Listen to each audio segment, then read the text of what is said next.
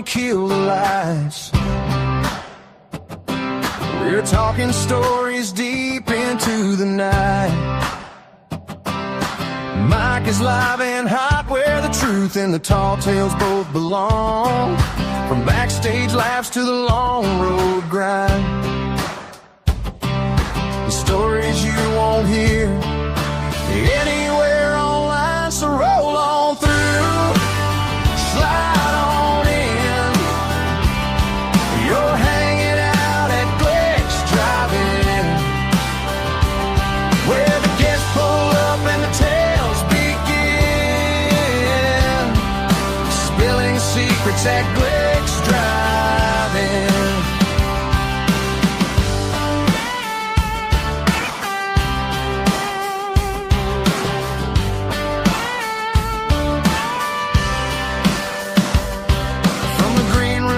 To the tour bus ride,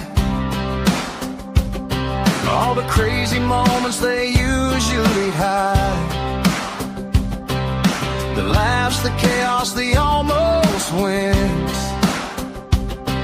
Every story's welcome at Glick's Drive-In. So roll on through, slide on in, kick back a while at Glick's Drive-In, where the mics are hot and the truth sneaks in.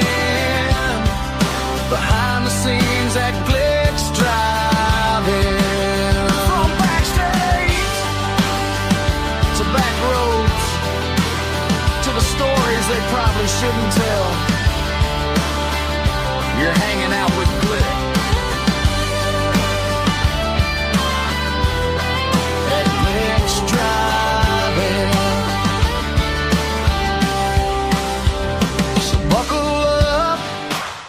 Let the good times spin. Another wild ride at Glick's Drive-In,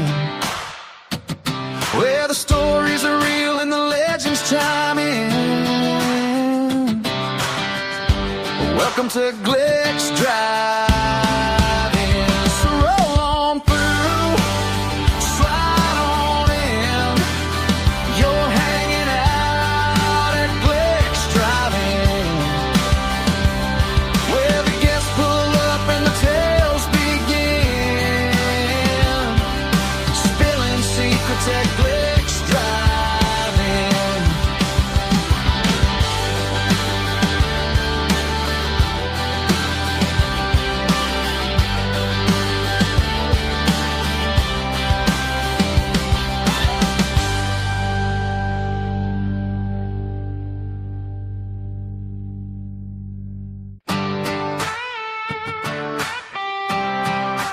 What is going on, guys? What is this? It's Monday. Oh, yeah. My days are all off. Whoa, we're kicking on the neon lights. We're opening up the drive-in for the first time tonight. Welcome to Glick's Drive-In right here on the Nonsensical Network. If you're not already, go ahead and check us out. We are everywhere. bio.link/Nonsensical Network. Right down there at the bottom of the screen. That's got all our links. Facebook, Instagram, X, TikTok, YouTube, Facebook, Twitch, where you can watch the shows live Monday through Sunday. We've got something going on 7 days a week. Sometimes a couple shows a day now.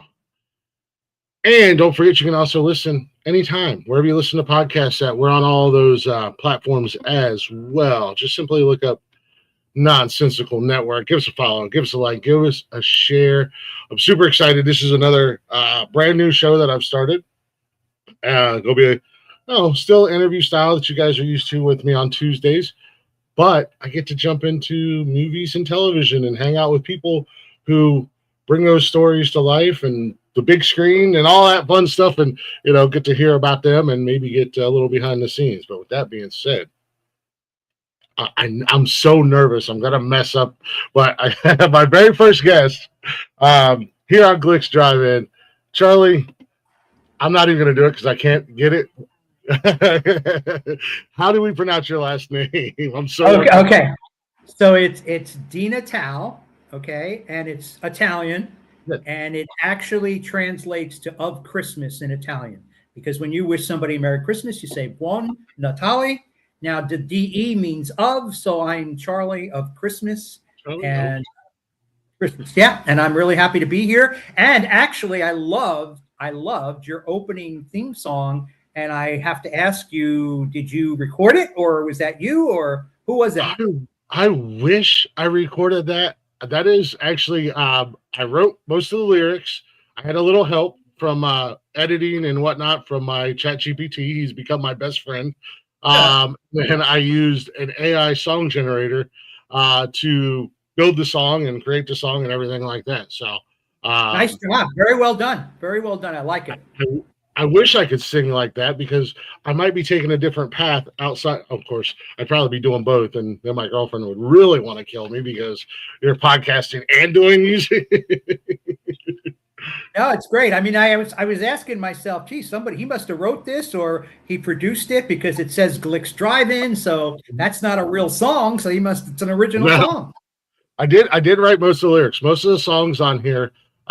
Because again, and I'm sure you're well aware of this in your world, copyright. You got to be careful with copyright infringements. Yeah. And I do have a lot of friends in the music world, but I don't want to be that guy that goes, "Hey, you want to do me a favor?"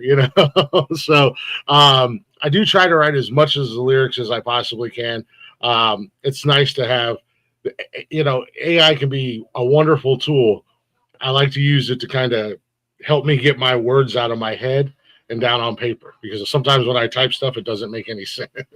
So, well, I got to tell you, I was, and we'll get into this in a little bit. I went to see the Elvis movie the other day, and the movie Epic, the concert.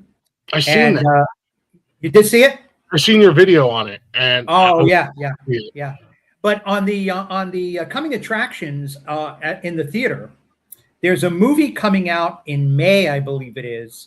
And it's all about AI in general, overall, as to what it's going to do futuristically to everybody, us humans. Yeah. And I'll tell you what, just with the trailers, it's a scary shit that's going to happen. Very scary. Really weird. Really weird. Yeah. Terminator was on it back in the day. It's only a matter of time before AI and the robots take over, and we're just working for them. I'm not sure I want to sit through that movie, because it's going to be too thought-provoking for me, and I don't want to even think about that stuff right now. Yeah, I tell you, I love AI now that I'm getting a better understanding of it for what I'm using it for, but also at the same time, it pays attention and it gets to know you, and my AI and I interact like two friends. Like it curses at me and it swears at me, and then I'll swear back to him or whatever. I don't know. I've called him, but it knows what I like. So if I punch in an idea for a thumbnail or a picture or whatever the case may be, it's pretty spot on giving me exactly what I'm looking for. So, it's a wild world these days. It really is. So, Charlie, I was kind of looking a little bit. It looks like you kind of do a little bit of everything, man. I know you said earlier, and I seen it earlier, you actually started your career in radio. I did. I actually, in all modesty, I've had a very interesting life. I've kind of jumped from different businesses, surrounded myself with a circle of very interesting friends and business associates. I did start in radio back in the 70s, which, by the way, I will vow to tell you that there is no better decade of music than the 1970s. So if anybody wants to challenge that down the road, let me know. There is no better music. I can't argue that. The 70s was great for music. I'm a big fan of the 80s. But definitely I grew up, my parents listened to all the music from the 70s and stuff like that. So I've kind of been a fan of it my whole life as well. Yeah, when I started in radio in the 70s, I had graduated high school in New Jersey. A couple of years after that, I went to a school in New York City for broadcasting. And I spent about 9 months in there kind of learning the ins and outs. And I sent out 100 tapes to different radio stations in the most obscure places in America because you got to start somewhere, right? And I got a call from a station in Bristol, Tennessee.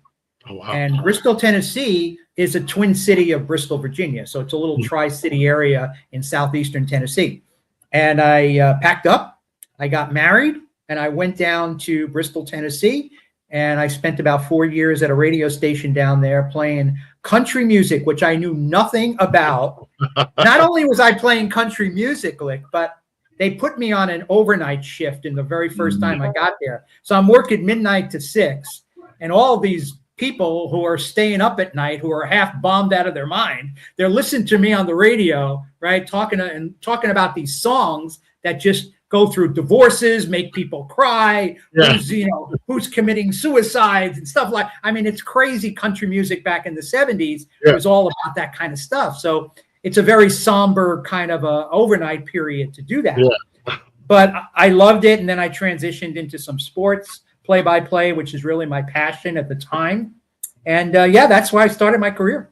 Wow. Did you cover a specific sport in general, or did you just kind of do it all? So my goal when I went there was really not to be a DJ, but to transition either into being a news director or be a sports play-by-play guy.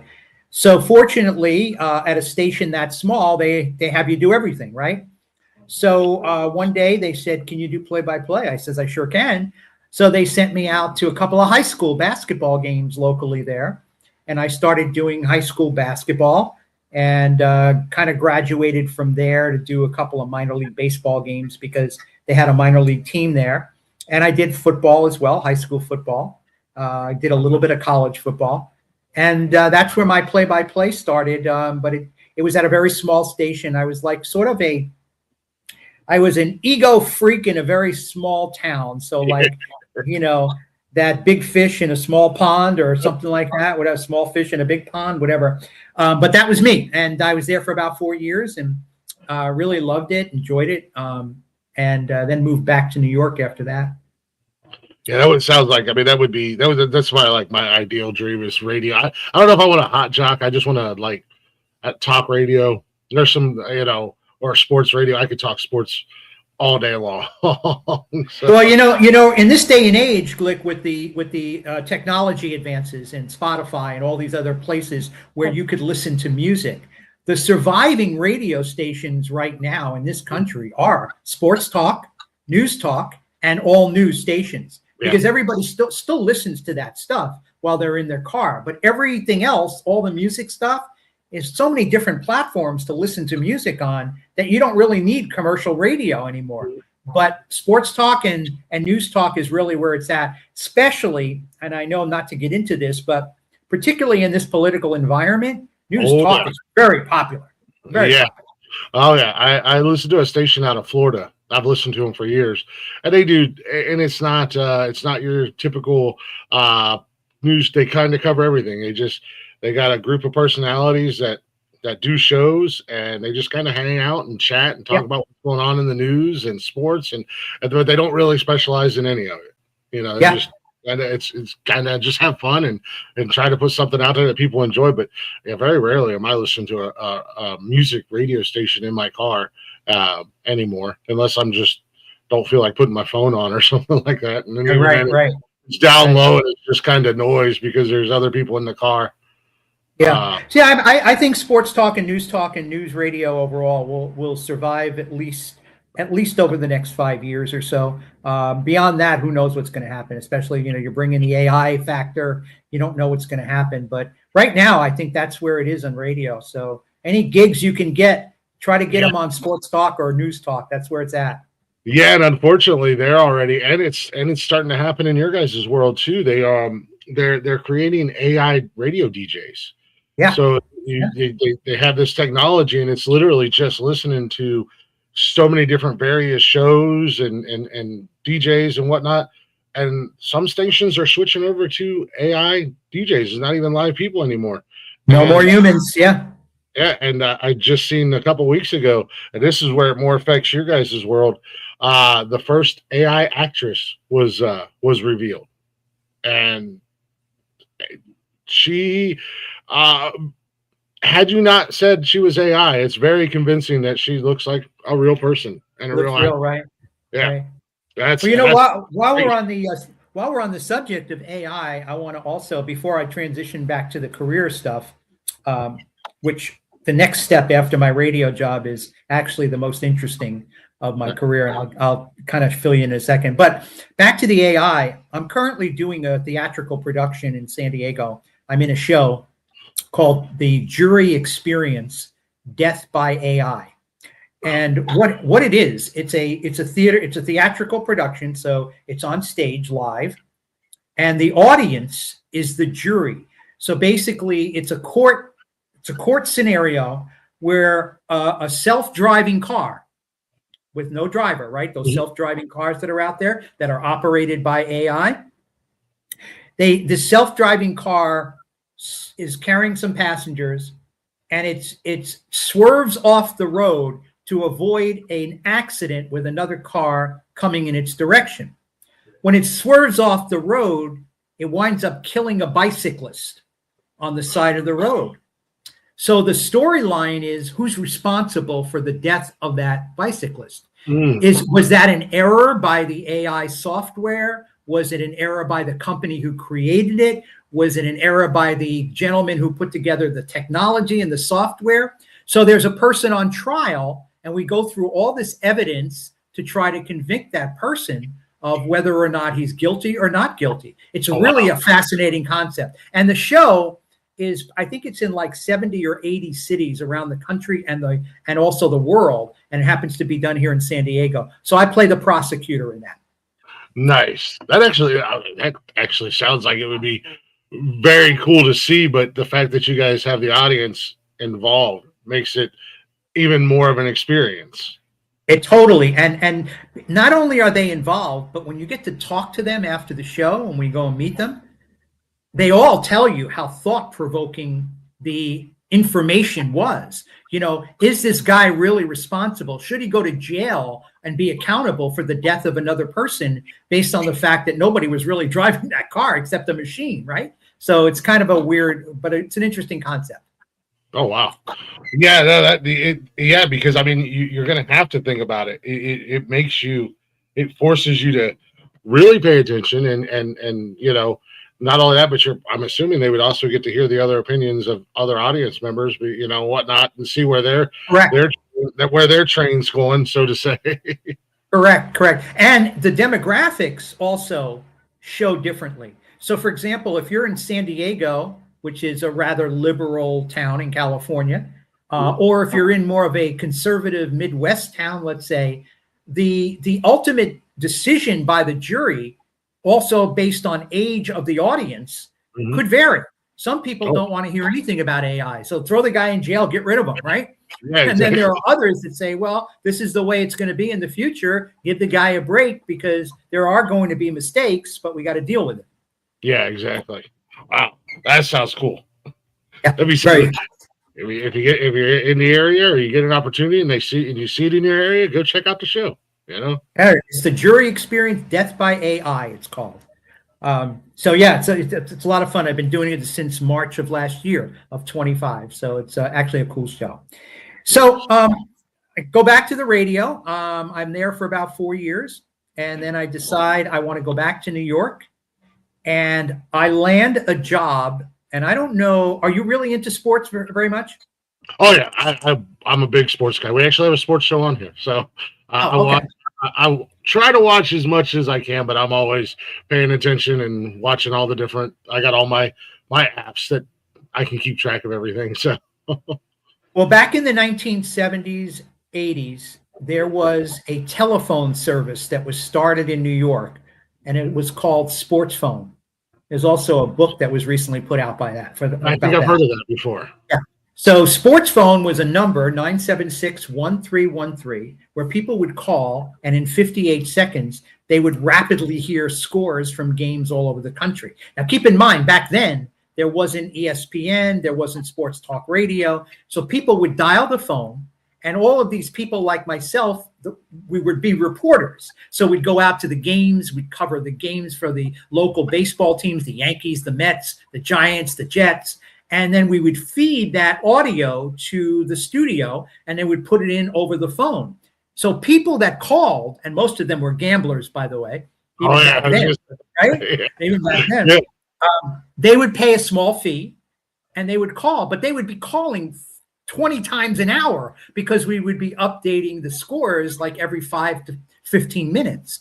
So I started working there, and the 9761313 evolved into this 900 phone line business where you had sex lines and horoscope lines and bid lines and entertainment lines. And I spent like 12 years in New York City doing that at a company called Phone Programs, and that was a lot of fun. It was an industry that was making money hand over fist, and it just was crazy back then, back in the 80s. And that was a really cool experience. We got to meet a lot of celebrities. We did Cyndi Lauper lines. We did wrestling lines.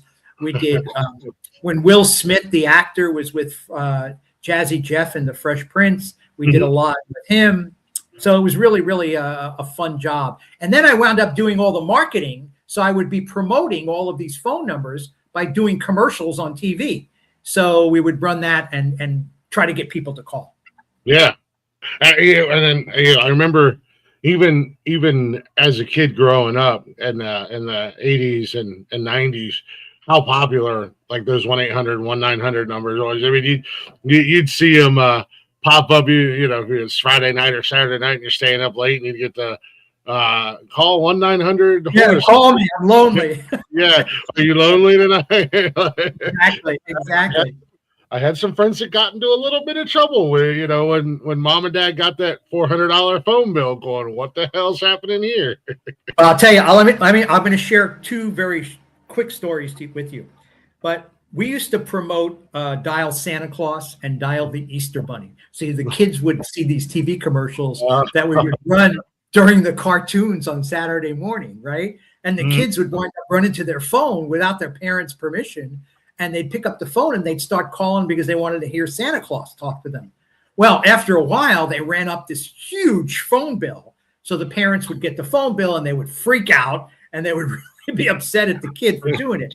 So that was one thing. And then the other thing, you familiar with Pete Rose, the former baseball player? Absolutely. I'm a diehard Cincinnati Reds fan. So. There you go. You're a Reds fan, so you know Pete Rose.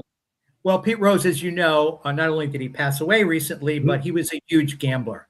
Yep. And when he started to get investigated by Major League Baseball and also the feds, one of the things he did quite a bit was call sports phone 9761313 because he was a gambler, right? Yeah.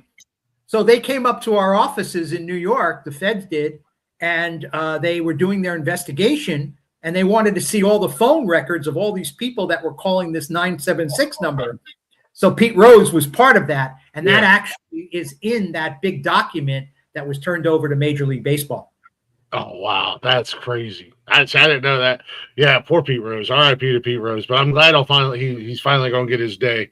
And he deserves it. He deserves to be in the Hall of Fame. No question about it. Where he belongs. Yeah, absolutely. That's crazy.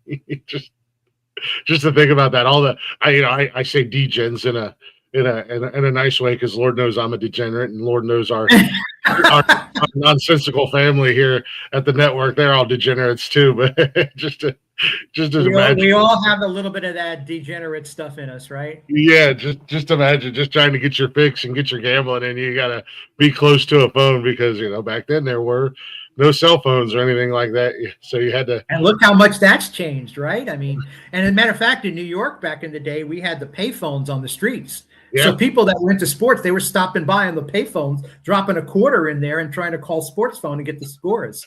Yeah. So it was a crazy time. And then I moved out of New York in 1989 and discovered Los Angeles first, came out to California, continued in that 900 phone line business, and moved to LA first, and then eventually into San Diego.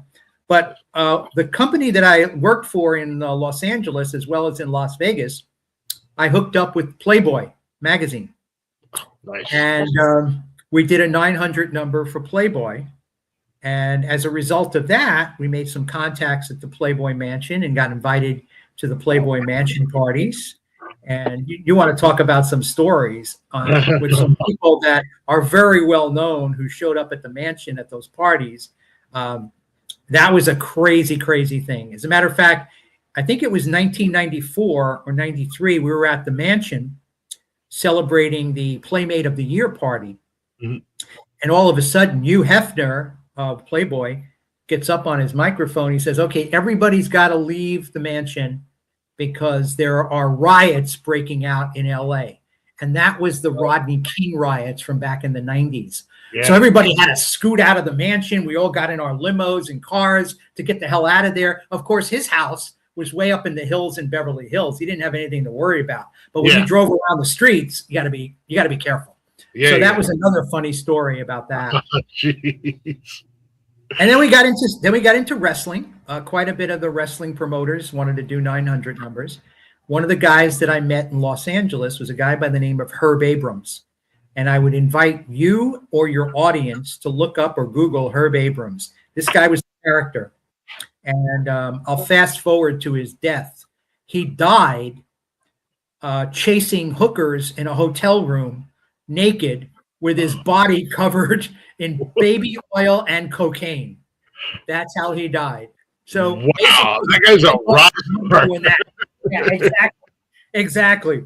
So that was an interesting experience there during the 90s that I also had. And then I got into a little bit more of the acting and started doing more acting as the 2000s showed up, and kind of fast forward to everything to where we are today. I'm actually a media buyer for an ad agency. I do some theatrical acting. I've done some documentary films, and now I'm on the Nonsensical Network. Yeah, hanging out here on the Nonsense. So when you initially went to LA, did you have plans of or California? Did you have plans of acting or anything like that, or was that something you've always wanted to do? Or I've always kind of, and I don't know if this is a good thing or not, but I've always wanted to be the center of attention, even when I was a little kid. I think you probably are like that. Well, I can see that. I can see that. So in 1989, when I got to Los Angeles, I actually was dating a young lady, and we were out to dinner, and there was a dinner theater nearby where we were out. And she says, oh, look, they're doing a show there called Damn Yankees. And she knew I was a big sports fan, especially a baseball fan. And Damn Yankees is a baseball story. So she goes, I dare you to go and audition for one of the roles in that show. Wow. And I said, you know what? That sounds like fun. I think I'll do that. I never thought I would get it. Yeah. So I auditioned, and sure enough, I was cast as one of the baseball players in that particular production. And that sort of kicked things off to where I did about 20 shows in the 90s at various theaters around Southern California, and then started doing more film and more shows as the 2000s rolled around. So for me, it's really, I've never had dreams of being famous or even making a lot of money. I'll tell you why I do it. I do it because it's fucking great therapy. No, I bet. I mean, it is great therapy to be another person and get out of this crazy world that we live in every day, and to try to pretend to be another person. That's why I enjoy it so much. It's really, really good therapy, and I get paid for it too, which helps, But I really, really enjoy it. It's something, particularly theater. I'd rather do theater than film, but I do really enjoy it. That's how I got into it. Yeah, no, I totally get that. I understand the therapy aspect behind it, because that's exactly what I think about. That was the whole idea that I had with creating the first show, was to give somebody an escape, or give people an escape from reality, because there's enough bullshit in this world and everything going on. Why don't we find some place for a few hours or a couple hours, once a week, twice a week, now 7 days a week, where you can put all that crap behind you, and we can come in and have fun and laugh and have a good time. I can totally see where that's kind of therapeutic, and just forget about. You have a great idea from the. I just met you a couple of weeks ago, but I kind of looked into what you're doing here on the network, and I hope the word gets out, because it is kind of a really good escape that people can join you and just shoot the crap about anything, whether it be movies, acting, whatever it is, sports. The news that's in the world. I woke up this morning. This is, I'm saying to myself, I got to mention this to Glick on the show, because today being Monday, I woke up this morning, and a lot of people do this nowadays, even before they go into the bathroom and make a deposit. Yeah. They actually, before they even go into the bathroom, they're scrolling on their phone. Yep. Because they want to see what the hell happened overnight, right? This morning, I woke up and I'm scrolling on my phone and I'm saying, shit, do I need to go out and buy and construct a bomb shelter? I mean, the way they're talking now about what's going on and like how dangerous things are going to be right now because of what happened over the weekend. And then I'm seeing Elvis on every other video. I'm saying, shit, is this guy still alive or what? But that movie has created such an Elvis phenomena all of a sudden. Yeah. And I get it because I did that review and I loved it. I thought it was a great show. But of course, I grew up with Elvis, so I knew him. But as far as people now, young and old, if you go on social media, every other video is about Elvis. Let alone we're looking at the news and creating bomb shelters, you know? Yeah, it's wild, but it's crazy. You know, I think it's great. I've always been a huge Elvis fan. I love his music. You know, you hear some of the movies that have come out and stuff like that. But it is wild how that works because I'm guilty of that too. The first thing I do, my alarm goes off and I go through my notifications to see if there's anything is it worth getting out of bed today or should I just stay in bed? Yeah, I kind of felt that way this morning. I said, what the hell's going on? This is crazy. You know, what's going on? And like I said, you know, the news aspect is very depressing and it's very sad. And, you know, and it, you know, not one side of the aisle or the other. And I know we don't want to talk politics and we won't, but I tell you what, you know, war just does not do it for me. I'm not a big fan, And I hope everything gets cleared up really quick because you don't want to lose lives, you know. But I felt the same way. It's a struggle to get up out of bed and face everything that's going on. You need outlets like what you're doing. So kudos to you and your show. Absolutely. Shout out to the chat real quick. I see y'all in there. How y'all doing? Appreciate y'all watching. Appreciate y'all chatting up. Yeah, no, exactly. I think I stopped. I watched the news for two reasons. Sports. Well, I guess maybe three: weather, sports, and then sometimes traffic. Depending, you know, when they start talking about this stuff, I'm just like, yeah, I'm good, I'm out. You know? Right. Most of the stuff I get on my phone. So I just noticed in the chat, if I can do a shout out. Yeah, absolutely. That's my daughter. Nice. Right there. She says, "Hey, Dad." Right. That's my daughter. I was going to say that's not one of my kids, so I don't know. No.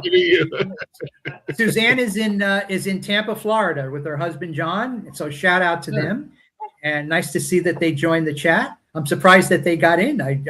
I only told them that we were live tonight, but I guess they found you. Okay. Nice. So that's absolutely. Well, welcome in and Tampa. That's kind of become a. I got a lot of friends down in Tampa in the podcasting world. Comedy world, music world, and it's kind of become like a little bit of a second home to me down there. We're actually we'll be a couple hours out here in a couple of weeks. We're going down to Florida, but I may try to we may try to take a little road trip so I can see a friend or two while we're down there.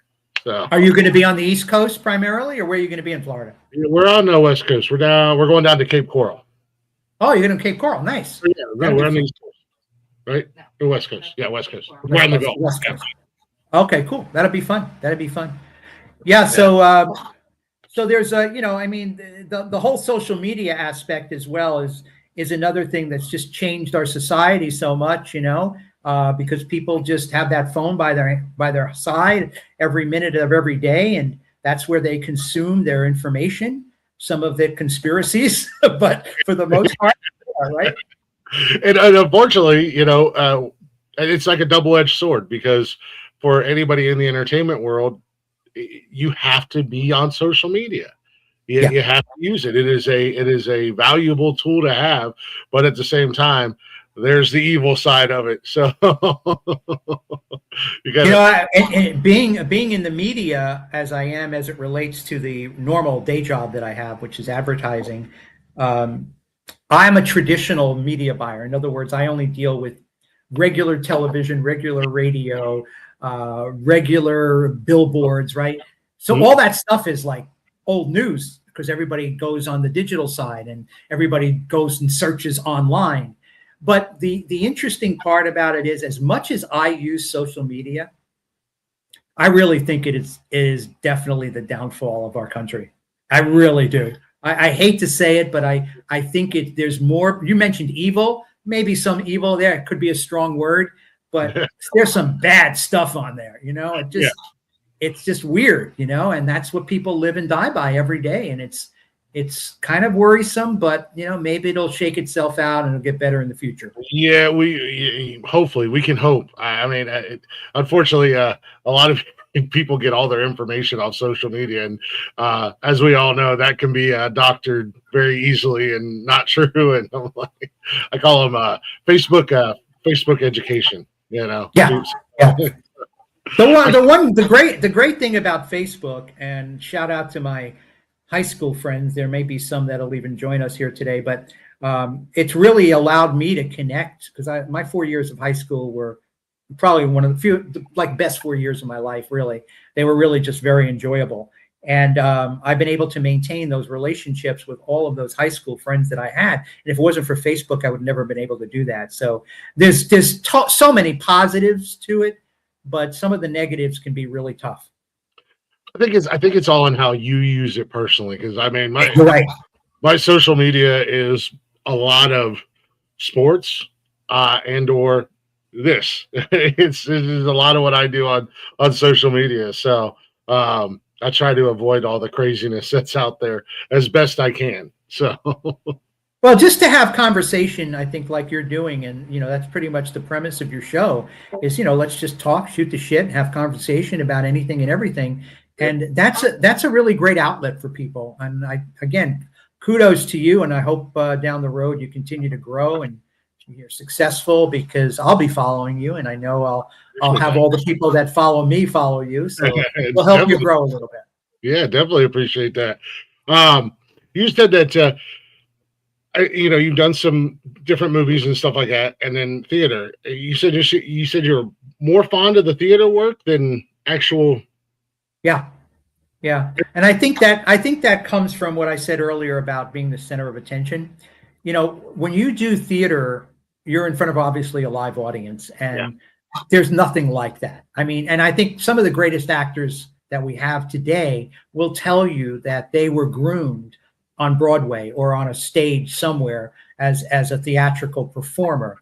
And then, with theater, once the show starts and you're on the stage, if you forget your lines or if you screw up, you've got to figure out how to adapt. And that makes you a better actor, right? Mm-hmm. Where with film, you're always doing multiple takes until you get it right, right? So there's a big difference, but I think it's the live audience that makes me want to always be on stage. So that's why I prefer theater over film. Although I would never turn down film if it was the right project, but theater just gives me that jolt of adrenaline that I do not find in doing a film.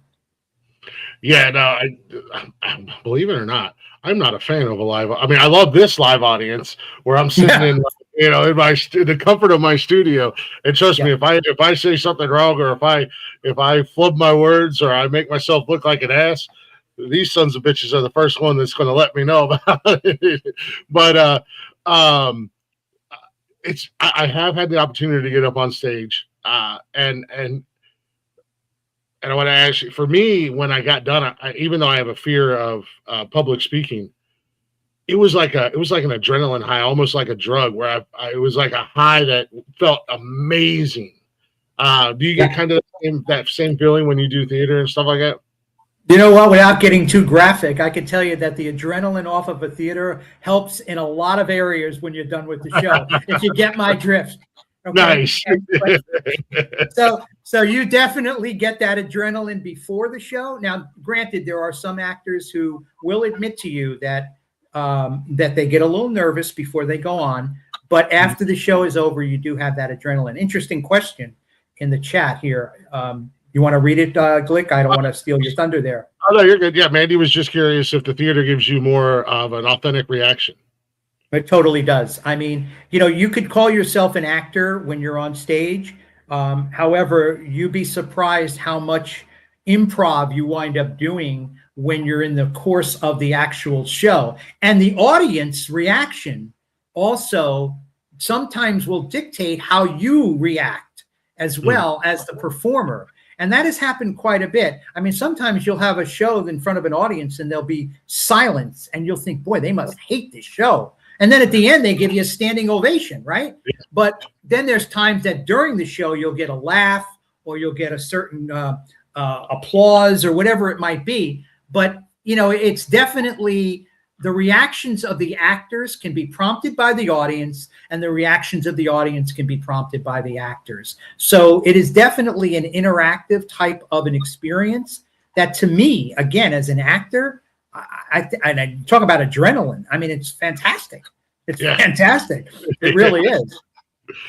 I've always been a fan of theater, and I've seen some shows, and you know, not that there's really any comparison, but to see that energy in person that, you know, the actors are putting out there, and especially when the audience get involved, as you know, as a fan, being in the audience looking in, you know, it's fun. It makes the whole experience fun. You know, I've said it a lot about music concerts. I'll go see a band that's not that good, that puts on a great show, over a band that, you know, I'm not a big, I'll say that, I'm not a big fan of Kiss. I've seen them in concert, and holy smokes, that was an experience. Like, I would go back in a heartbeat just because of the show and that energy that they projected off the stage into the audience. So, and that's where Elvis shined. I mean, I saw Elvis live in 1977 down in Johnson City, Tennessee, and that was the year he died. And he was extremely overweight. And I really didn't know what to expect when I was in the audience. And he came out, that man's charisma was unbelievable, off the charts. And when you see this movie, this was prior to him gaining the weight, that seeing him on a big screen, if you've never seen Elvis live in concert when he was alive, if you go to this movie, you have twice the better experience of watching him in this concert on screen. His charisma is off the charts. And that's how powerful this documentary is. But you're right about concerts. Is sometimes you'll love the music, you'll go to a concert and they're boring. So just the opposite, you know, you like the music, you go to the concert and it's really, really high energy, and that makes the experience even better. That's why Bruce Springsteen has always been successful in his live concerts. His energy is incredible. You know, he's not as charismatic, I don't think, as Elvis. I don't think there's anybody as charismatic as Elvis was. But, you know, you're right about the artists. They have to have that energy. And same thing with the actors. I mean, you can tell if you go see a show, if just one of the actors are off, you know, or having an off day. As a fan, I don't know, as an actor, and you can answer that for me, but as a fan, it kind of seems like just one person being a little bit off or slightly off can kind of cause a domino effect almost. One of the things I do love about theater is when you meet the cast that you're going to be working with for the first time, and there's that collaboration of movement on stage and dialogue back and forth. And of course, I've screwed up, I'm sure, numerous times, as has other actors that have worked with me. But when that happens, all of the actors, if they're professional, they know going in, that's a possibility. That could happen on stage. I have to be ready to deal with it. So actors have to think that way in theater as well, because even though the other actors can do a phenomenal job, if for some reason they stumble, then you have to be prepared to play off of that as well as they play off of you. And I think that's the other great part about theater. A gentleman here is, I think it's a gentleman, Pierce, saying, do you like Broadway shows? And have you ever done Broadway before? I wish I had done, I wish I could do Broadway. I have not yet. However, when I was in New York, and even when I came out to California, I always loved going to Broadway shows. I think they've sort of outpriced themselves with tickets these days, but there's nothing like a Broadway show in New York. But the other thing I found out in traveling around, I've done shows in Phoenix, in Sacramento, I've done them here in San Diego, in LA, Southern California, San Francisco, Seattle. there are great theaters around the country that are not as big as your Broadway venues in New York. Of course, that's the ultimate. That's where you want to be if you're a stage actor. But there are so many great theaters, not only at a professional level where the actors are getting paid, but even if you go down to the community theaters and go see productions here in California, I've seen some of the best productions in community theater. And so the actors, you know, acting is a process, right? You got to start somewhere and you got to grow. And community theater has some of the finest actors you might see. They may never get their break, though, you know. Hopefully they will, but there are a lot of great theaters. But Broadway, there's nothing like being on Broadway. I mean, you get paid great, of course, but it's the ultimate for a stage actor, for sure. Oh, yeah. So it's kind of like, musician, or even now, like wrestlers. I'm a big wrestling fan. MSG has always been one of those, man, if you could wrestle at MSG or play or perform, like that's always been one of those big places. So those 900 numbers I was telling you about back in the 80s and 90s, we did a ton of wrestlers when Lou Albano, Captain Lou Albano from back in the day, Hulk Hogan, we did a line with Hulk Hogan. And wrestling was a big part of our careers in the 80s and 90s. You talk about a wacky world.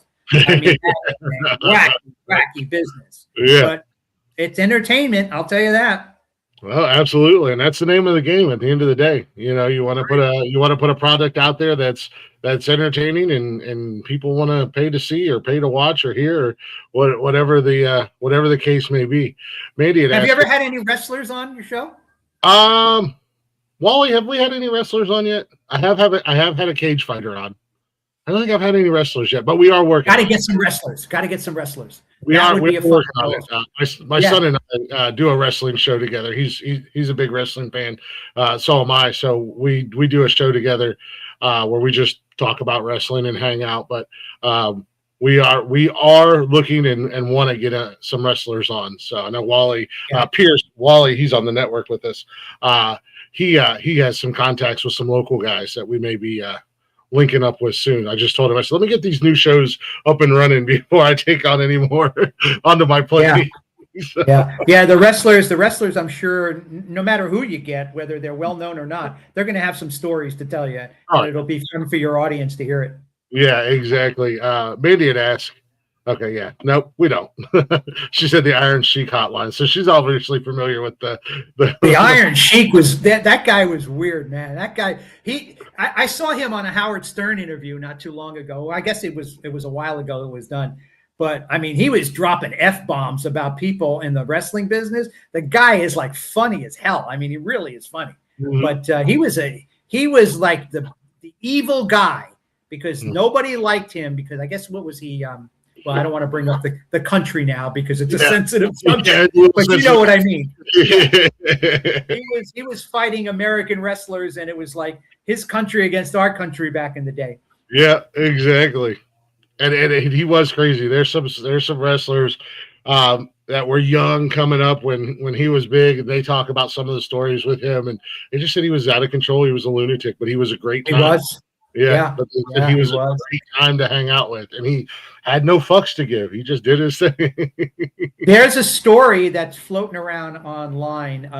Bobby the Brain Heenan, which is a manager in the wrestling business from back in the day, he managed Andre the Giant during the time that Andre the Giant was big, and he tells some great stories about Andre the Giant. One of them I just heard the other day. That they were in a bar somewhere. And you know how big Andre the Giant was. I mean, he was huge, right? Well, Bobby Heenan said that one day they went to a bar, and in a 4-hour span, Andre the Giant chugged like 120 bottles of beer in a 4-hour period. And he walked out of there like nothing happened, like he wasn't drunk or anything like that. He's so big, all that beer must have went somewhere, right? But he wasn't drunk. Yeah, there's tons of stories about his drinking back in the day and how much he could drink, and you know when they would walk into bars in different towns wherever they may be, and it just I mean, great for business if you got somebody like that can put away that much, but yeah, totally. There's some characters in wrestling. You definitely got to be prepared. Maybe ask, does autotune affect live theater like it does with musicians? You guys use autotune at all in the? No, no, not really. At least not yet. Anyway, I'm sure maybe down the road it might be, but not really so far. No. Now I don't know if Broadway has in any way experienced that, but that would be an interesting question to find out. I'd be even curious about that. See if it's really starting to infiltrate the theater these days, but not in the communities that I have performed at, which is primarily LA, Orange County, San Diego, Phoenix, Sacramento. But I'll check into that. That's an interesting question. With your career, have you had the opportunity to? This is kind of a double-sided, not double-sided question, but a two-part question. Have you got the opportunity to work with anybody that you absolutely loved, and vice versa, people that you can't stand? Well, I have one funny story, which is my 15 minutes of fame. So the story is 1996, I think it was.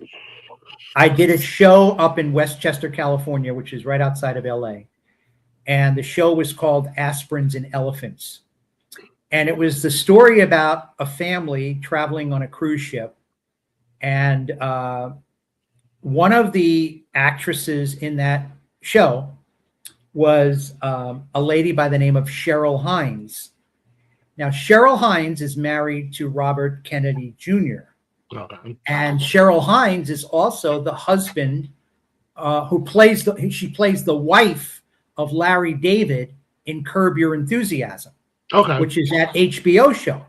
So back when I was working the show with her in 96 or 97, she was not well known. She didn't become well known until the 2000s. Well, in the show, there's a makeout scene between me and her.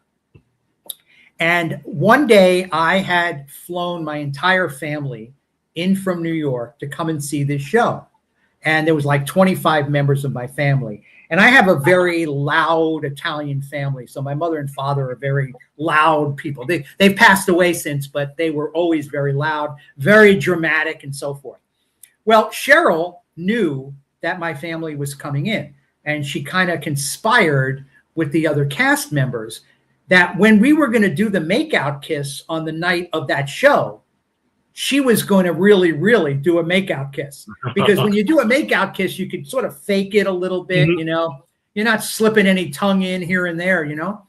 So she decided she was going to trick me that night because she knew my family was there. And we went at it, and she would not pull back.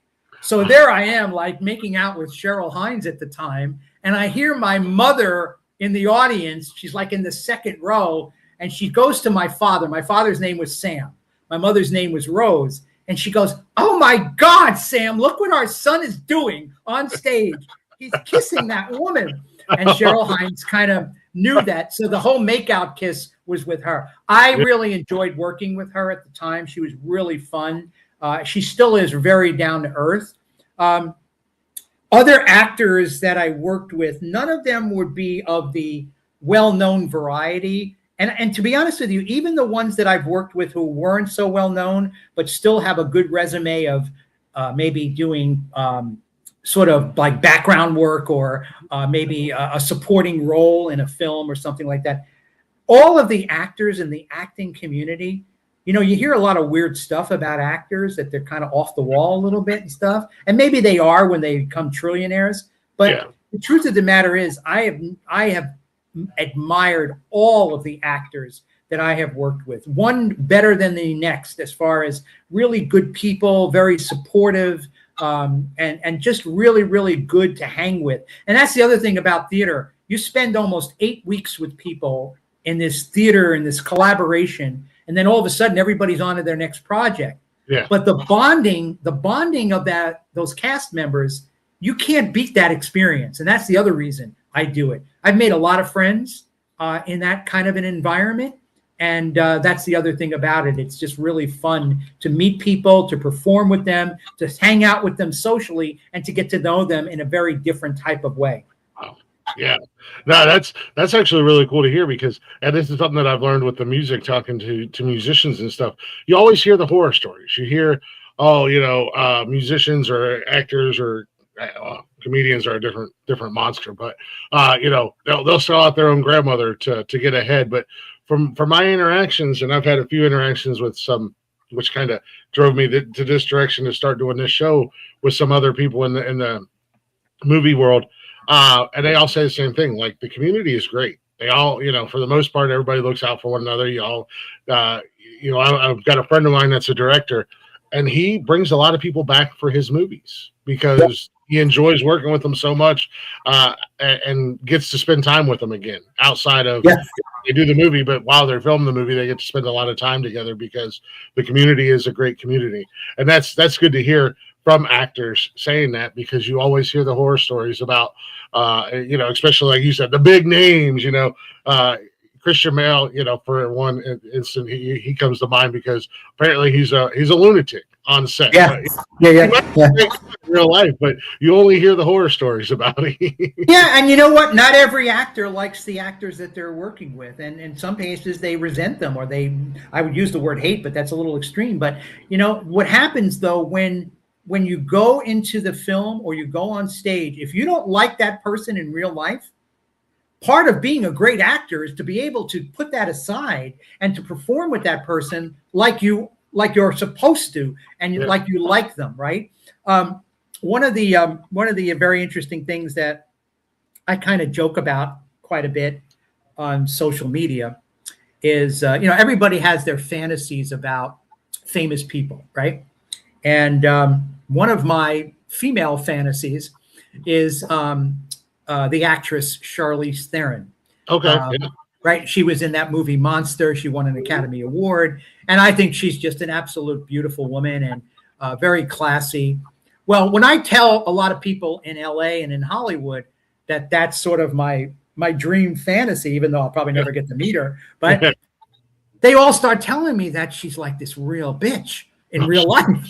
I said, no way. There's no way she's that way, but you have those horror stories where people just are not the same as they appear. Now, I don't know if she is. I don't know if she's nasty in person or not.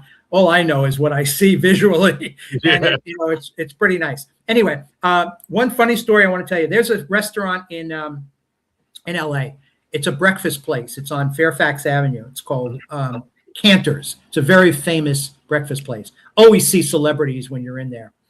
And I went there back in 1995. I went to there to have breakfast, and I look over at a table, and I think it was in 95, or it might have been early 90s, and sitting there looking like a slob, I mean like a real slob, was the comedian Rodney Dangerfield, if you remember him, right? Oh, yeah.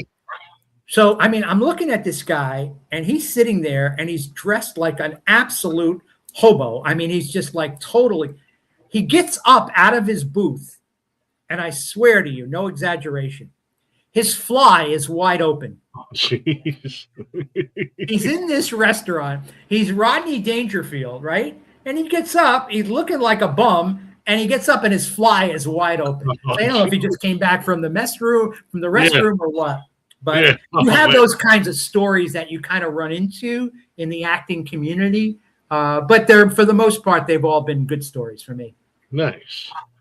I mean, that's great when you can say that, you've been doing it for so long, and you don't really have many bad stories. If you have more good than bad, that's always a plus. Mandy had asked me, do you ever had one that you just had to fake to be around?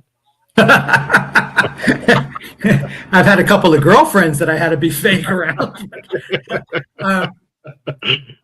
No, as far as acting goes, one of the good things about all the performers that I've worked with is they're pretty straightforward. I mean, they if they don't like you, they're going to tell you. If they've got a problem with you, you're gonna hear it. And same with me. I mean, I'm a pretty straightforward guy.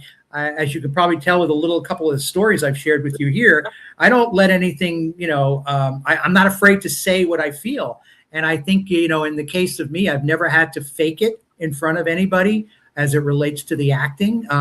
If you don't like someone, you're still got to be an actor. So if that's faking, then there's the fake. It's a fake. You're an actor. You're pretending that you're going to work with somebody that you don't really like in real life. So I guess you are faking it in a way. Yeah, right. Exactly. you brought up the makeout session.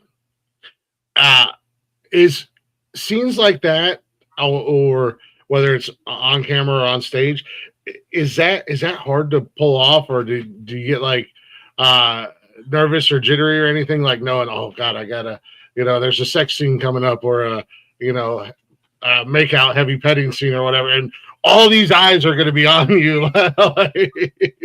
So I think most actors will tell you this. As far as like a makeout scene, for most actors, there's a way of doing it, and the way the camera angles look at people in films when they're kissing, and the actors can be fairly comfortable with that. It's really the nude scenes or the sex scenes that, can make people very, very uncomfortable, because you got to remember, when you're doing film, it's not just you and that person. There's like 20 people around you that are watching you while you're naked in bed or whatever.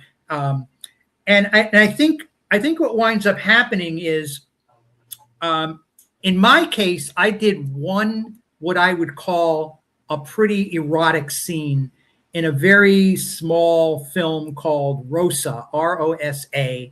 And it is about a woman who is being trafficked out of Mexico and comes to the United States, and basically to sell her body to anybody who wants to buy it. And it's a very raw film. And the woman who was playing Rosa was an extremely attractive young lady, and I had to have a scene with her. So we had to rehearse, right? And I knew what the scene called for. And basically we were going to be semi-naked for the most part, and we were going to pretend we were actually having sex, and there was a big makeout scene, and I rip her clothes off and she rips my clothes off. And I knew that this was the way it was going to go prior to the scene actually happening. So I was downstairs in the house that we were doing the scene in, and I'm reading the script. The woman who I was playing with the scene with, she's up in the bathroom, she's taking a shower. So before she goes up there, she says to me, look, when I'm done with the shower, would you mind coming up to the bathroom so that we could kind of rehearse our scene? I said, yeah, no problem.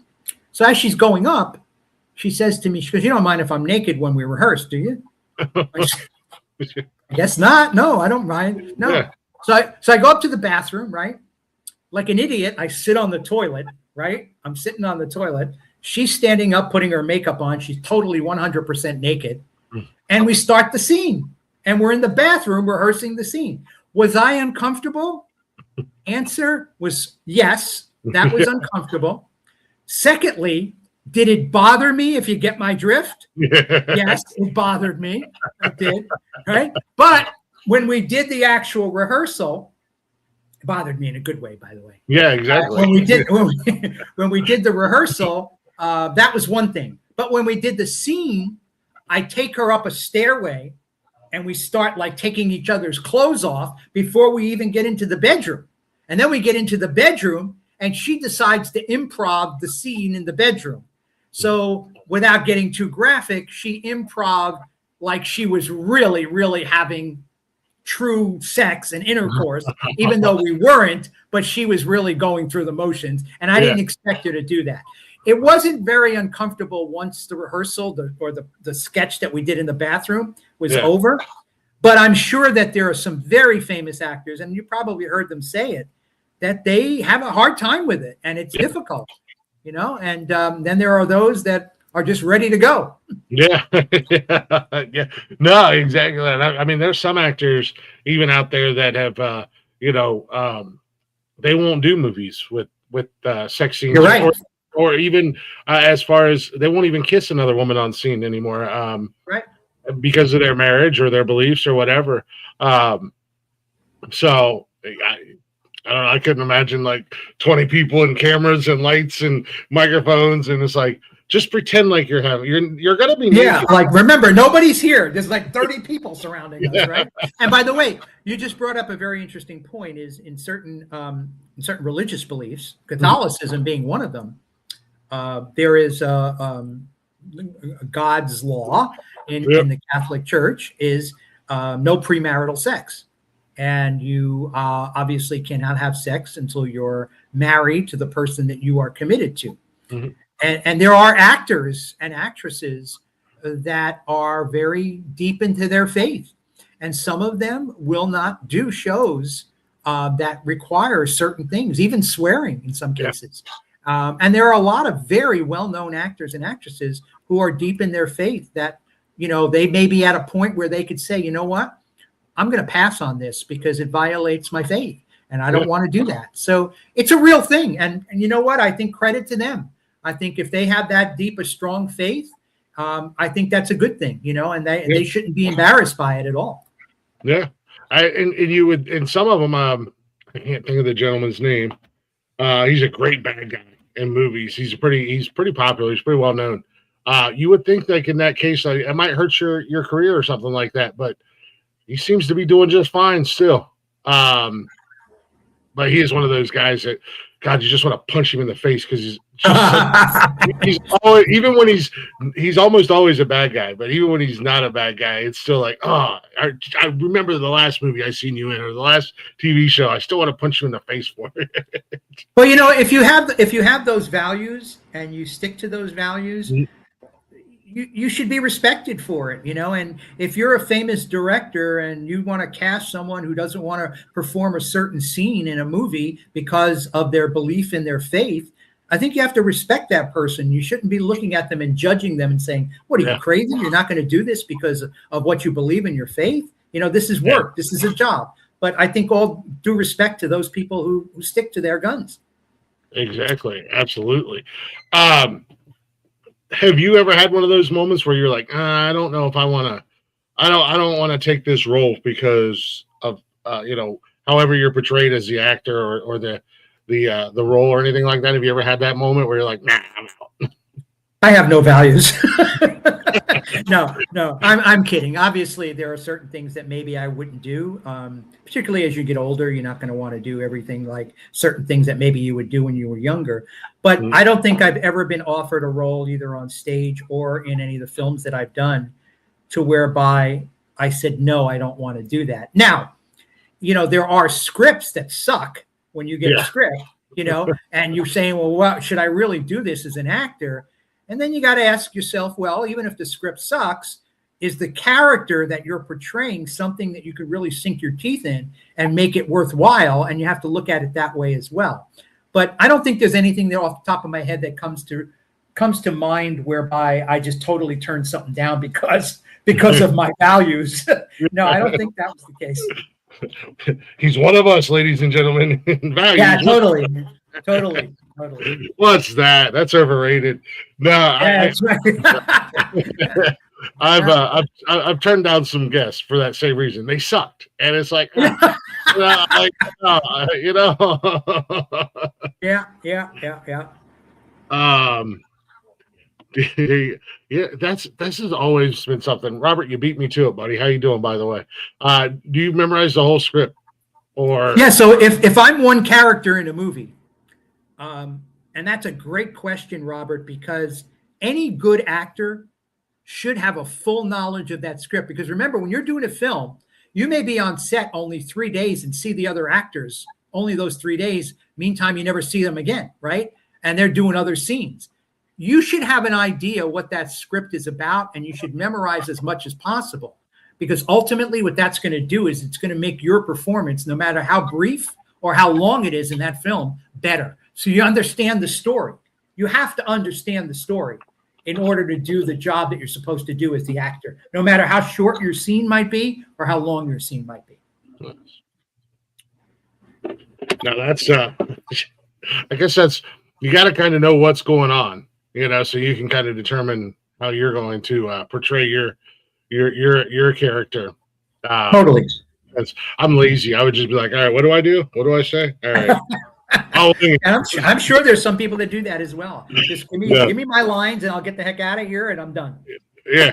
Give me my lines, give me my paycheck. Maybe I'll stop at catering on the way in or the way out. You know, even in theater, Glick, it's really important that you read the whole script and you should actually memorize, if not just the out cues of the other characters, but also some of their lines as well, because that'll help you understand. Because if they do screw up, you'll know what line they screwed up on, and you can pick up from there. So it's also good to read the full theatrical script as well. Yeah. So have you with everything you've done and still doing, I'm assuming, and whatnot, have you been fortunate enough to be recognized amongst your peers with like awards or nominations or anything like that? Yeah, I have an IMDb page, which most actors do, and a lot of the films that were done by independent producers that I was in. One of the things that they almost have to do religiously is submit to film festivals because that's somehow how they get their films recognized, right? And I've been fortunate in some of the documentaries. One of the documentaries, a director made me a character called Nostradamus. Nostradamus was the person who predicted the future from back in the 1700s. So I grew my beard out really long, longer than it even is now. And I became this character, Nostradamus, and I did these documentaries about how Nostradamus's predictions from back in the 1700s actually hold firm in today's day and age, particularly in the political world. So the Nostradamus character, I actually did quite well, and it was quite detailed as to what I had to do. So I won awards for that. Best actor in a documentary, best actor in a short film. I've also done what you do. I interview people and do interview segments, and I've won best interviewer for a short interview segment. So all of these films that I've done, even though the directors were independent directors with very low budgets, they do submit to film festivals. So there's a notoriety there. So when you go onto your IMDb page, there's something called a ranking. Now, I mentioned Charlize Theron a little while ago, who's a very famous actress. If you look up Charlize Theron, her ranking in IMDb is like 13, right? Out of like a trillion people that are on IMDb. Well, my IMDb ranking is about 400,000. So when you look at that ranking, if that means anything, right? But there's rankings that are 4 million as well. So you're kind of like, that's notoriety for you. I've never hired an agent. I'm not sure I really do want an agent. They not only cut into your profit, but also they can also help you get more work. And I may hire one down the road because I do know a couple of actors that speak very highly of some agents that they work with. But those awards are very nice because it opens the door for other things. If people see you've won an award as a certain character, and especially as you get older, you know, I always thought as I got older, the roles would become less and less. Yeah. I've been shocked. I've actually been shocked. They seem to be coming more and more. And I'm getting like roles all over the place where I have my choice of what I want to do or not do. So it's actually becoming quite beneficial that I'm aging. Not that I like aging, but for that, it's helping. Yeah, I mean, take it where you got to take the wins where you can as we get older, totally. You know? Totally. Do you have obviously Charlize is up there, but is there like that one actor or director or somebody that you haven't got a chance to work with that you really, really would like to get the opportunity to? Well, I mean, clearly, you know, if you're talking about the highest of highest actors, the person that I certainly admire the most is Pacino, for sure, Al Pacino. I think his ability to create these different characters over time has been extraordinary. I mean, short of meeting him, I doubt I'll ever be in a film with him. But John Travolta is another one who I think created a very charismatic on-screen type of persona that has done him very, very well over the many years. Some of the actresses that I think today are terrific. Emma Stone is a terrific actress. Actually is a big San Diego Padres fan. She's at the games all the time. Nice. And, you know, these are actresses that you look up to and you say, these are performers that, you know, Meryl Streep, some of Denzel Washington, De Niro, Ray Liotta, who passed away recently and did the Goodfellas movie. Guys like that who do some characters in movies. Some of them are starring roles. You know, I don't know if I'll ever get to meet them. I don't know if I'll ever get to work with them. But certainly you look at them and you say, okay, this is the way they did it. What can you do with your own little way of acting that takes what they provide on screen or on stage and make that something better for you. So I haven't really gotten to the point where I've been able to work with anybody famous other than Cheryl Hines, who was the Make-Out Kiss person. But for the most part, yeah, there's my IMDb link. Very nice. Thank you. Is that Kayla? Yeah. Well, thank you very much for putting that up. Girlfriends. Hopefully there'll be enough people that'll see that, Kayla, and my ranking will go down and I can get near Charlize. And if I get near Charlize, maybe she'll recognize me. Yeah, there you go. We're trying to make dreams happen around here. There you go. That's a good thing. Good for you.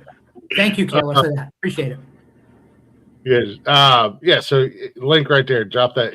If you guys click that link, go check out Charlie's, all his info. There's a lot on there. I try to do my homework enough, but I sometimes may ask obvious like, I actually had this happen to me one time, and it took me a second to react. I asked a musician something, and they're like, "Well, did you go to my webpage?" And I'm like, "Yeah, I did." Just because I read your webpage doesn't mean everybody else in the audience has read your webpage. It's kind of the point of the interview. And it took me a couple minutes to save the interview because it could have went south real quick. But I was able to, and he came back around, and he was a great guest.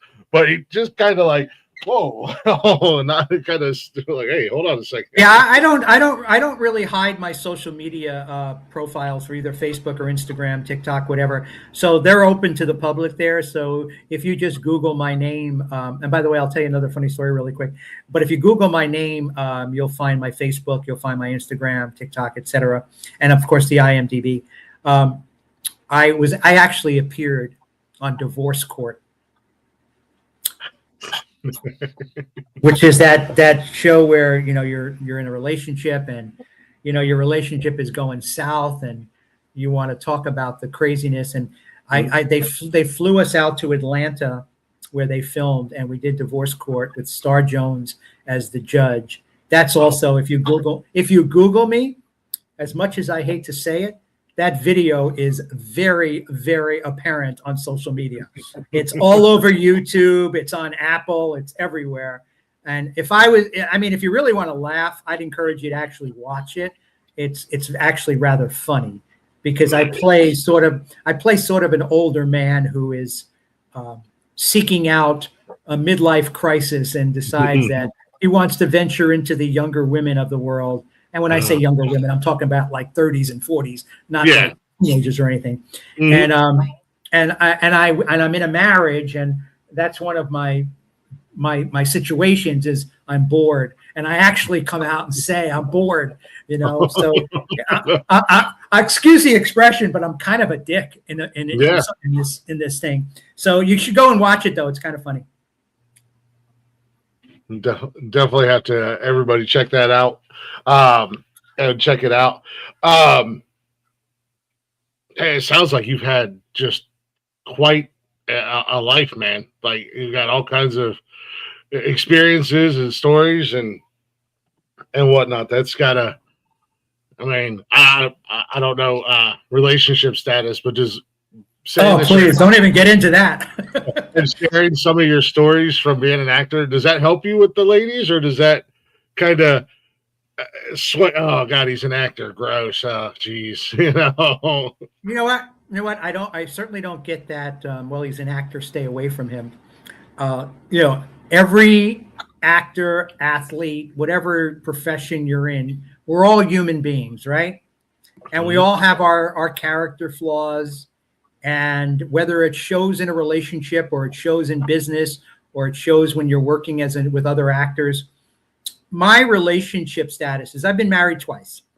Once when I was really young. As a matter of fact, my daughter who showed up on the chat is from my first marriage, but I was married really, really young. And, people that young, you don't really know much about each other yet. You don't even know much about life, right? Yeah, exactly. And then I got married later on in life, which was the second marriage for about 6 years. But to be very honest with you, personally, this is really kind of a personal thing, is I've been once I got through the second marriage, which was ended in 2002 or 3, somewhere around there. I've been in a self-evaluation period of my own self-evaluation, trying to understand, okay, what is it that I've done wrong in my life? Not only relationships, but in general. Yeah, in general. And what have I done? What have I done right? Where is my faith, if I have any faith at all? Where is that as it relates to where I am today? So for about a 15 or 20 year period leading up to where you and I are talking today, relationship statuses, relationships for me have not been priorities, because I felt like I had to really evaluate who I am, what I'm about, what I do right, what I do wrong, how can I improve? Because if I'm going to be in another relationship, you better have learned those lessons, because you don't want to pull the proverbial hat trick in marriage where you're married 3 times like a hockey player gets a hat trick. So you don't want to pull the hat trick in marriage, and you want to make sure that you got it right this time. And I'll tell you very honestly, I've admitted to my friends recently, it's one of the things that I just, as successful of a career that I've had, a successful and fun life that I've had, I will be the first to admit to you that the one thing I haven't gotten right yet is a one-on-one relationship with a person of the opposite sex. And I still have hope, because I'm gaining wisdom and you learn, but I'm definitely in a self-evaluation period. Ain't nothing wrong with that. That's actually a good thing. I mean, self-awareness and whatnot. I'm hoping that I did it right this time. I'm with you. I have not had the greatest luck in relationships, and unfortunately, most of which have played out right here on this network. I'm sure. Yeah, it's very hard. Look, I always say, I don't want to certainly be a pessimistic about this, but I think everybody's got their own little habits, right? And as you get older, some of those habits are hard to break, and it becomes tougher and tougher. It's like looking for a needle in a haystack sometimes, because the compatibility's got to be, almost 100%. There's a lot of different ways of dealing with your own insufficiencies or your own problems and your own issues. And there are other people, obviously, that have issues as well. I watched a stream by a marriage counselor that suggested doing exactly what Charlie is doing. And there's no question about it, Robert. I mean, you've got to be in touch with yourself. I've told somebody this recently, and this is something I found out. And I think everybody who's listening to the show and watching, take this into consideration, because I truly believe it's the right thing. When you enter in a relationship and you start having feelings, you're going to have those feelings in 2 places, in your head, in your mind, and in your heart. Okay. I will tell everybody, always go with what your heart is telling you. Don't go with what your mind is telling you, because your mind is going to convolute everything. Your heart, if you've got feelings that are coming from your heart for another person, that's the true feelings. Yep. And then the way you justify and support those feelings is by your eye-to-eye contact with that other person. If you can do that, and you can know what your heart is telling you, likelihood is you won't go wrong. In the past, I never went with what my heart was telling me. Yeah. I was always going with what my brain was telling me and what other parts of my body was telling me, right? And that doesn't work. No, that doesn't. That other part of your body, especially men, gets us into a lot of trouble. Absolutely. And marriage counselors, I think, will tell you that, self-evaluation is very important. Very important. Yeah. Oh, yeah, Robert, you look like a gerbil. Is that what you're saying? Poor Robert. I'm sure you don't, Robert. Look, even though I've struck out a few times in my life on the dating as well as the marriage part, I am very convinced that there is someone out there for everybody. So never have a lack of confidence about it. I had honestly, personally just said, the hell with it. I'm just going to let the universe figure it out, and whatever happens, happens. And then I met my girlfriend, and it's just like, did you meet her? Was it planned, or did you meet her unexpectedly? Unexpectedly. Yeah, there you go. And it was one of those things where we met online. We started talking. We both told each other that we weren't looking for anything crazy, anything serious. Just maybe we'll hang out. Maybe we'll have a good time. Maybe we won't. And then the moment we met, whoever decides fate or destiny or whatever had other plans, because we've been together since the day we met. So that's awesome. That's awesome. Keep it going. Keep it going. You got to work at it, though, obviously. But keep it going. Yeah. Yep. Sometimes meeting unexpectedly is almost the best way to do it.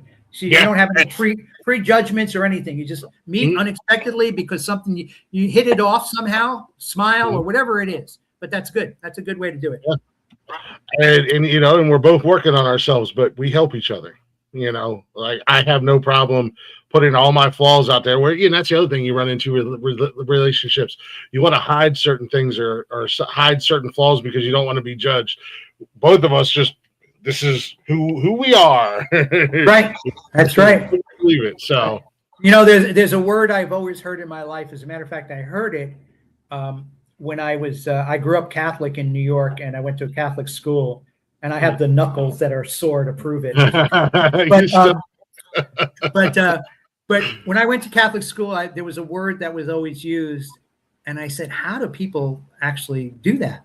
There's a word called unconditional, right? And unconditional is basically self-explanatory. Is you like that person for good and for bad, even though the good is what attracts you. But if you're in a relationship where you're going to be married or you're together and you're honest with each other, it's an unconditional relationship where there are no flaws. And if there are, you deal with them, you talk them through, you communicate about it. But that's what the unconditional love is about, and that's the best kind. Exactly, 100%. And that's hard to find in the world today. I mean, it is. Today, it's a crazy world, mad world. It is indeed. And again, I hope, and I will use this venue, I hope that where we went in this past weekend in the world and where we're at gets better over the next few weeks, because we certainly don't want to see what's going on, but you don't want to see loss of lives and stuff like that. And look, whether you're on one side of the aisle or the other, war is not good. It's just really not. So it's unfortunately, some people will say, it's a necessity, it's this, that, and another thing, but it's tragic on both sides.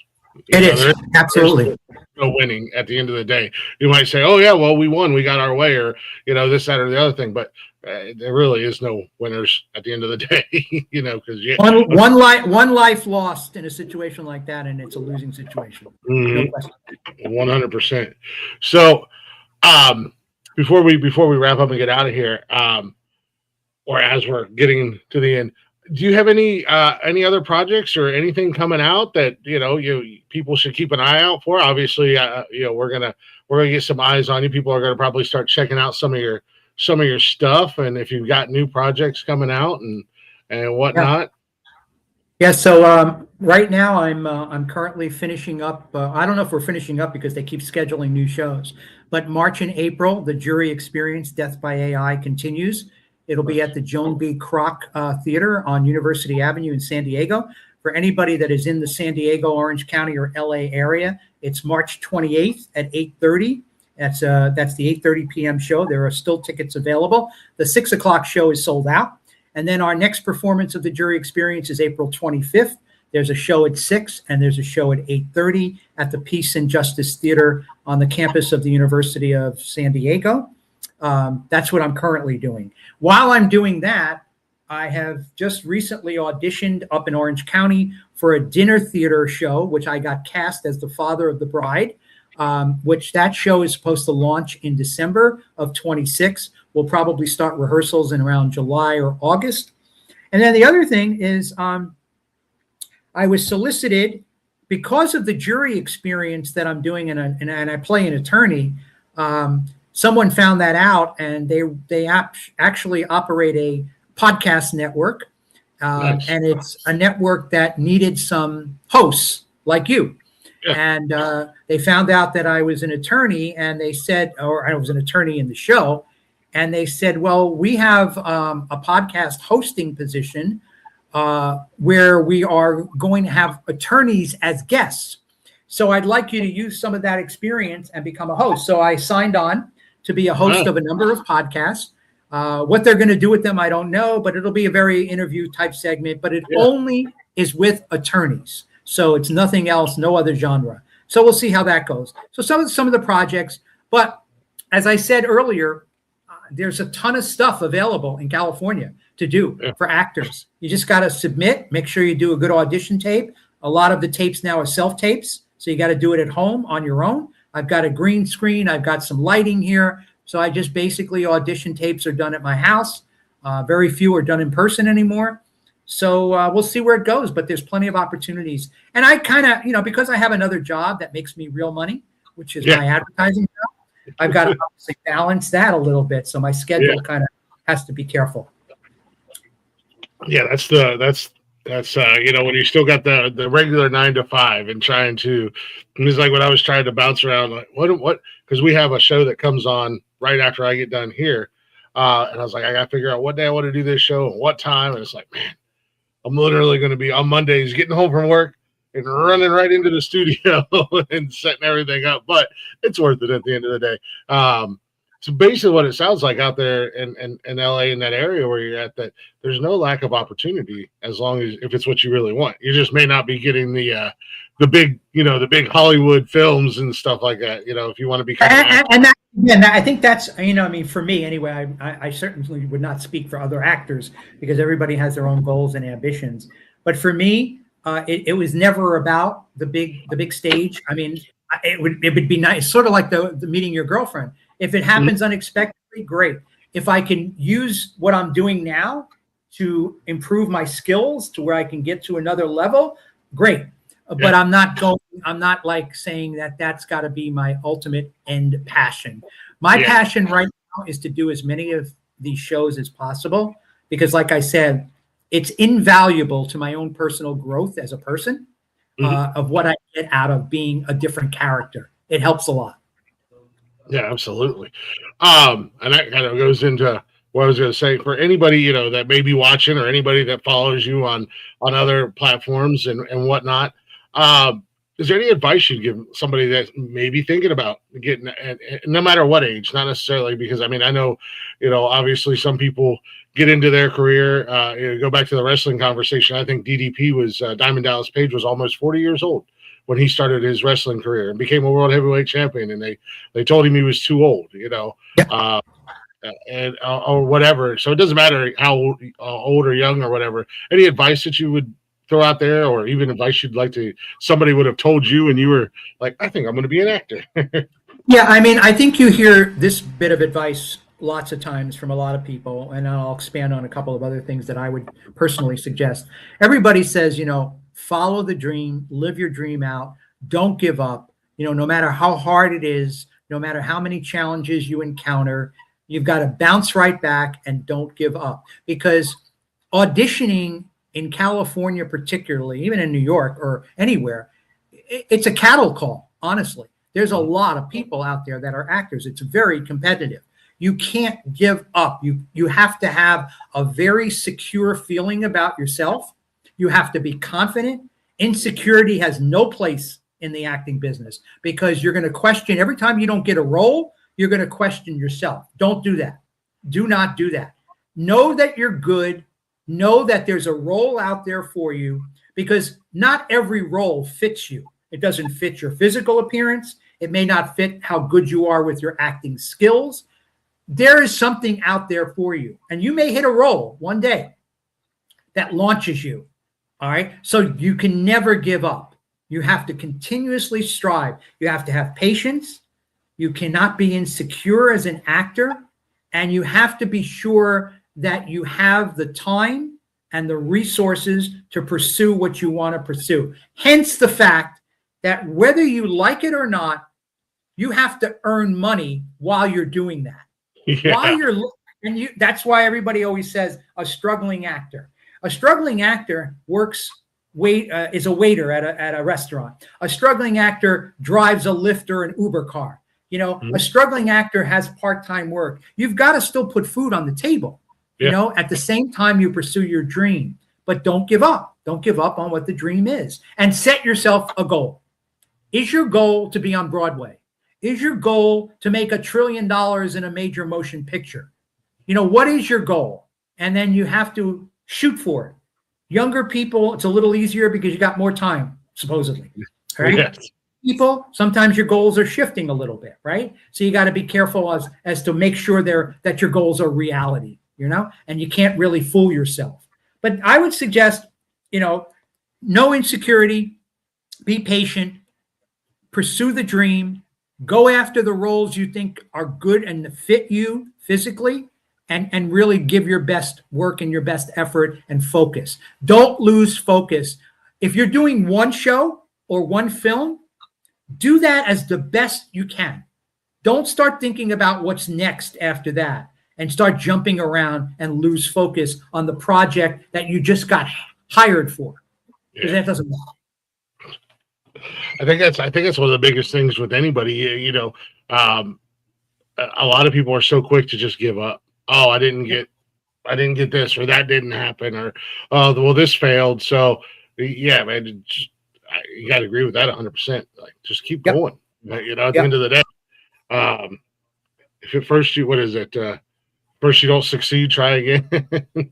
And that's, if you look at what acting is a job. It's a job, right? Being a baseball player is a job. Right? Yeah. It may be fun. It may not be that 9-to-5 job that a lot of people have, but it's a job. And the entertainment world is a business. So you are an actor doing a job in a very big business. You're a baseball player doing your job in a very big business. And that's how you have to look at it. It is a job. And if you get paid to act, all well and good, great. If you do it because you just like doing it, it makes you feel good. It gives you rewards, whatever it is that makes you feel good. That's the other part about it. You got to like what you're doing. Don't put pressure on yourself, because then you're going to think, well, this sucks. I don't want to do this. It's too much pressure. Don't do that to yourself. Yeah. Now, I'm always reminded there's a story about a very famous actor who was told once upon a time he didn't have the right look. He wasn't very good at his lines. He would never make it in Hollywood, and then he should just give up. So he stayed in Hollywood and didn't know anything about carpentry, and became a very, very well-known and very well-respected carpenter for stars and producers and stuff like that. And a friend of his said, I need you to fill in for a casting call. You're not going to get the part. You're not even auditioning for the part. They just need a body. Yeah. And so he went in, and he was angry, and he was upset, and he read the lines for the part, and the director absolutely fell in love with him. And the director just so happened to be George Lucas, and that actor was one Mr. Harrison Ford. How about that, huh? Yeah. And boom, he said, you weren't even supposed to be auditioning, but he landed the role in Star Wars. And we all know this, the story with Harrison Ford, the history. I mean, he's one of the top guys in Hollywood, and he has been for years. So that's what this thing is. That's a great story. I had never heard that before about him. And the other part that's interesting as well about when you go on auditions, whether it be a famous director or somebody not so well known, how many times are you going to hear, you suck at reading the lines. You really can't read lines, but you got a great look, right? Yeah. And you got that look that we really need, and we're going to put you in this show, and you can develop as an actor and your lines and figure that out later, but you got the right look for this. Yeah. And so many people have gotten breaks like that. And that is part of it. As much as we like to play down the physical stuff about a person, it's very true. If you have a certain look and you're in the right place at the right time, you could very well get a break. Yep, exactly. You never know. You just be waiting tables. You just never know where that moment's going to hit. Absolutely. No matter what your passion is, just keep going. Don't give up on it. I like that. I like that a lot. Where can everybody find you at, so that they can, if they want to follow you and keep track of what you're doing and what's going on? So the easiest way to do it, I'm in the process of building my own acting website, and I'm working with a group that's going to be building that soon. So we don't have the URL yet, but I'm finding out the more roles I'm getting, the more important it is to have that window into my life. So basically, my windows right now is Facebook and Instagram for the most part, a little bit of YouTube. So the best way that anyone could really check me out is to just write down my name, Charlie DeNatale or Charles DeNatale, and just Google me and you'll bring up everything you need to know. If you're interested in finding me or wanting to do some research, there's the Facebook link as well. Kayla's right on top of this stuff. She's Kayla, can I use you as an agent maybe down the road? You can promote me if you like. But yeah, yeah. I mean, Facebook and Instagram and TikTok and YouTube, just Google me and go to those sites and you're going to find a lot of stuff. You'll see my Elvis review on my Facebook page. Neil Sedaka recently just died this week. He was a singer from back in the 70s and 60s, and I did a little reflection video on him. So there's a lot of ways. Just Google my name. It's that simple. Until I get the website, you have to use Facebook and Instagram and YouTube and TikTok to check out stuff. I would say Facebook, though, you're going to find most stuff. And if you do find my Facebook page, do not be shy. Request me as a friend, and I'd be more than happy to add you as a friend. And you can follow me that way. It'd be a lot easier to do it that way. He's not a hard gentleman to find. No, not at all. And sometimes he'll find you. Yeah, that's true. That's true. Yeah, but I would encourage people go to the Facebook page and request as a friend, and that to be the best way. And look at Kayla. How much do you charge? That's great. Thank you so much, Kayla. Very nice of you to promote that. We got some very hard workers back behind the scenes that help me along and make the show even better. Listen, if I knew that, I'd probably have brought more ammunition with me and given you everything I've got. But thank you so much for putting that up. I appreciate it. It's going to help. Mm-hmm. No, absolutely. Everybody check out Charlie. Go say hi to him. He's a very friendly guy, obviously. Him and I had some pretty cool conversations. That's one of the other things that doing these interview shows, you can't really get a feel for somebody just through text. But sometimes the personality comes through and you're like, oh, okay, yeah, he's going to be a fun guest. And that's why I try to open up the studio a little bit beforehand. And that way you don't come in completely cold. Like, oh, sure. God. That's a good idea. That's a good idea. This guy with his stupid podcast and his dumb belts behind him. And by the way, this works both ways. Not only is this good promotion for me, but I clearly will get the word out to as many people as possible about your network and your show. Try to get you as many followers. That's what it's all about. Share and subscribe and all of that stuff. Absolutely. And I will be following some of your shows. If you need me again, please feel free to reach out. Absolutely. I'll be more than happy to come on back. But I love the opening theme song. I love the Glick's drive-in concept. I love that. And remember, I'm a marketing guy, so I kind of like what you've been doing to promote yourself. So keep up the good work. Not too bad for a big dumb animal, as everybody calls me around here. They call me their Sasquatch. I'm just a giant Sasquatch. So I appreciate that. Thank you. That does make me feel good. I did a cruise to Alaska not too long ago. I saw a lot of guys that look like you with the beard and everything. They're all over the place. Yeah. Oh yeah. Yeah. No. So it's just this is fun, and anybody in the acting community, feel free to send them our way. I'm looking for guests all the time. I try to book myself out guest wise about 2 months in advance. So always looking for new guests and new people to hang out with. Obviously, from anywhere, whatever their experience in the movies and televisions or theater. I know there's a few. I'm a member of the San Diego actors community, and there's a large group of people that I've worked with, as well as a large members in that group. And I know that there are some that I've worked with that might have some interesting tales to talk to you about that I think you would find interesting. So I'd be more than happy to refer people to you for sure. That'd be greatly appreciated. As we grow and do what we're doing here, and just being able to, to get into that community and hear the stories and see what it's like. I think it's one of my favorite things with the music thing, is because you get to see so many different personalities and so many different backgrounds of how, people just kind of stumble into acting, or I picked the camera when I was 6 years old, and I've been either behind or in front of one since. Do you play any instruments, Glick, at all? I don't. You don't. The only instrument I have is apparently my voice and my personality. Okay, so as a follow up to that, your favorite band of all time? My favorite band of all time, man.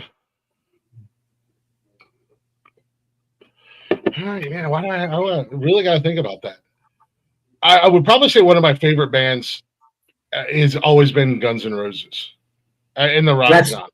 Yeah, or Megadeth. Okay.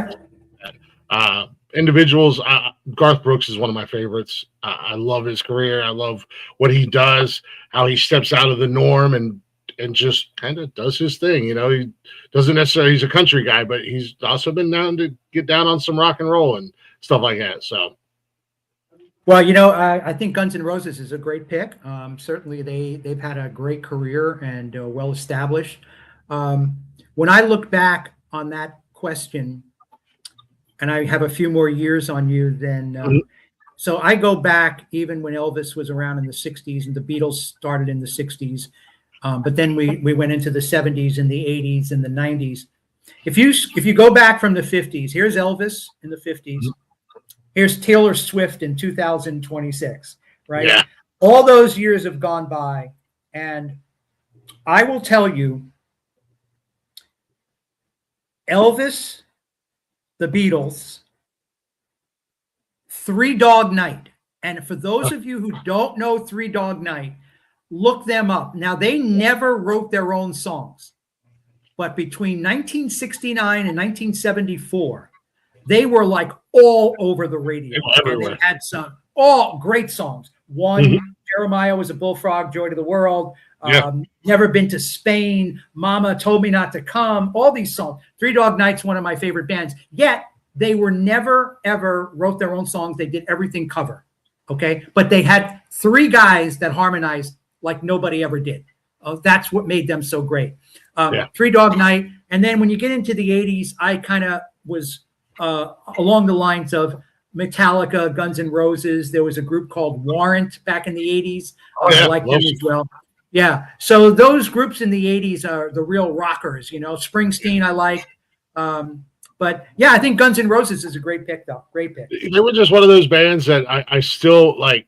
I remember the first time I heard them. And it was that Appetite for Destruction album. My cousin, who was a few years older than me, she was playing it, and it was just like, what and who is this? And why can I not get enough? And even with all the drama and the craziness and everything like that, they were always one of those bucket list bands for me. And I actually got to see the original lineup a few years back when they came back together, and it was amazing.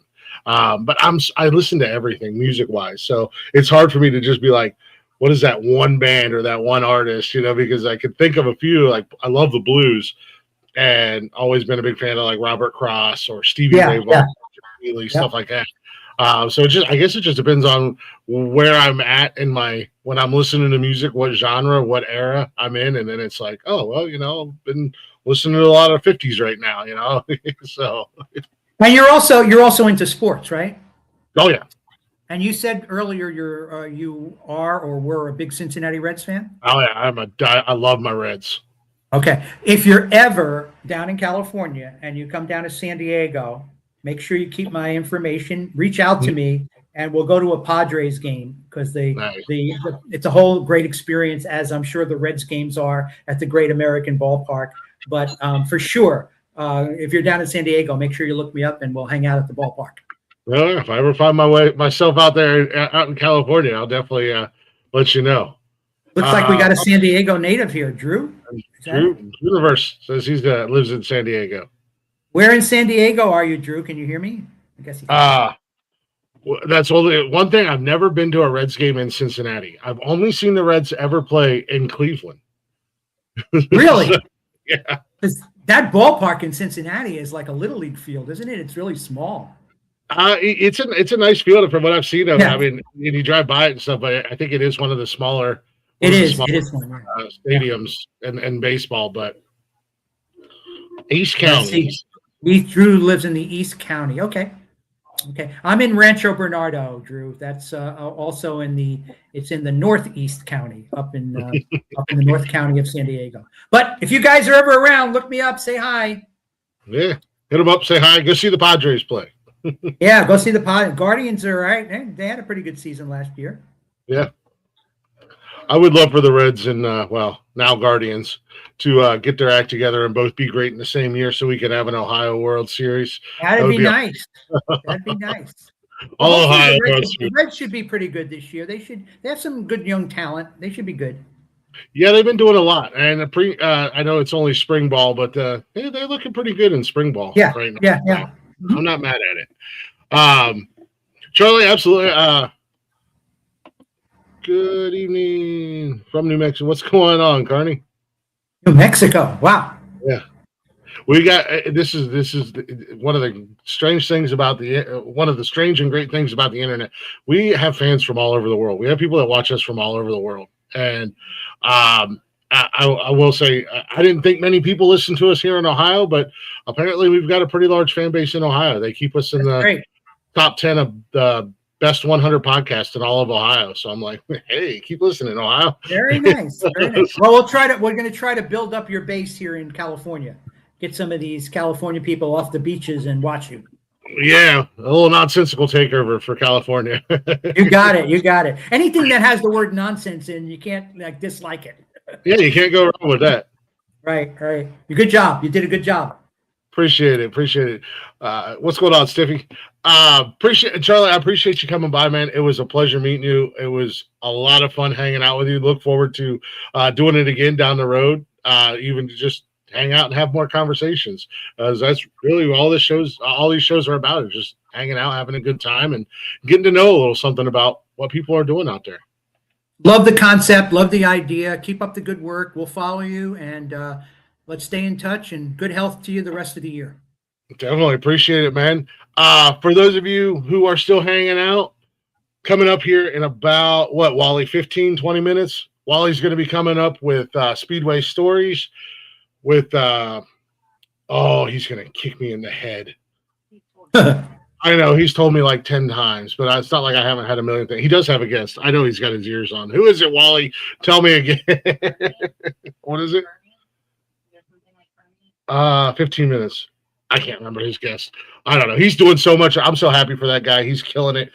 Never done podcasting before. He joined the network about a year ago. He was a mess when he first started, and now he's killing it. And that's cool. Yeah, there we go, Wes. And by the way, for the people, thank you very much for the people in the chat who participated. Thanks for listening, and good luck to all of you. Stay well, stay healthy, and I'm going to sign off, Glick.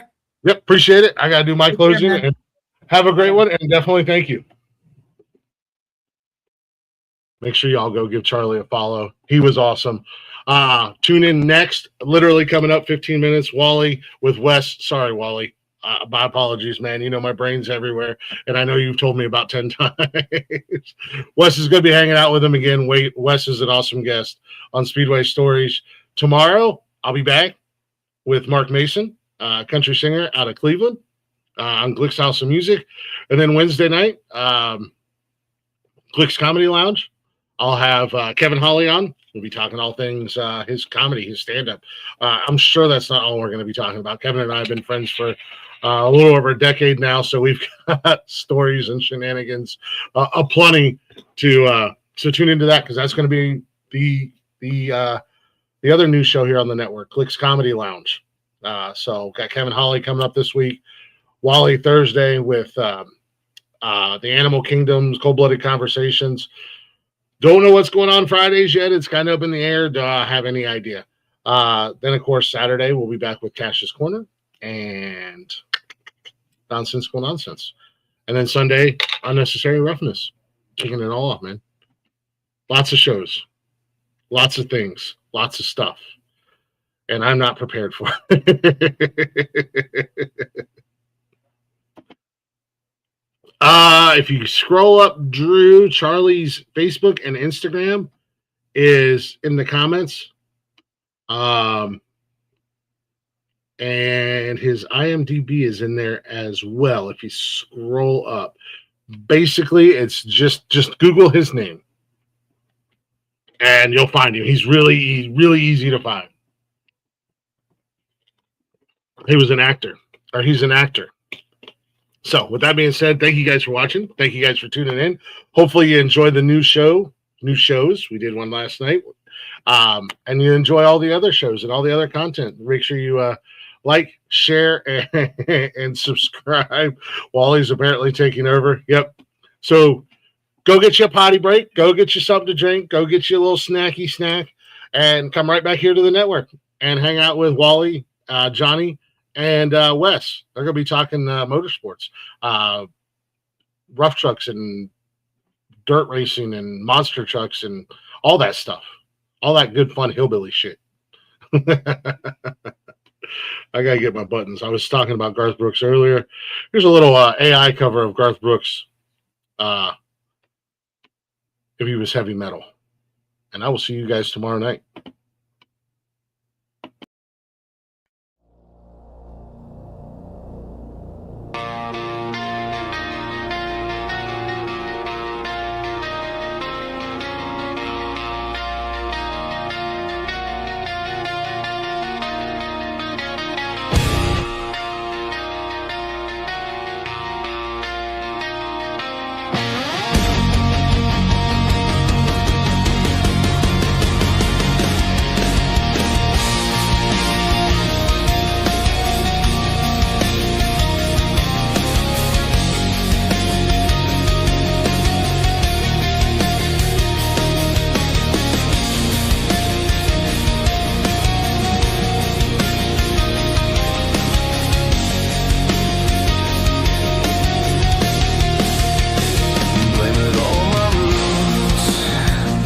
I showed up in boots and ruined your black tie affair. The last one to know, the last one to show I was the last one you thought you'd see there.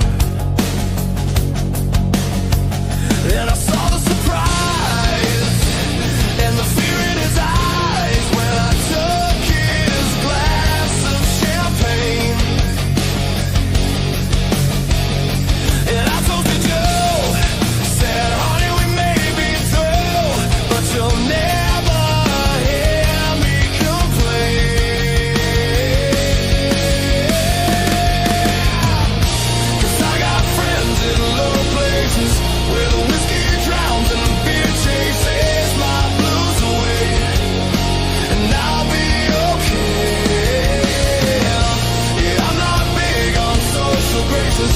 Think I'll slip on down to the oasis. Oh, I got friends in low places.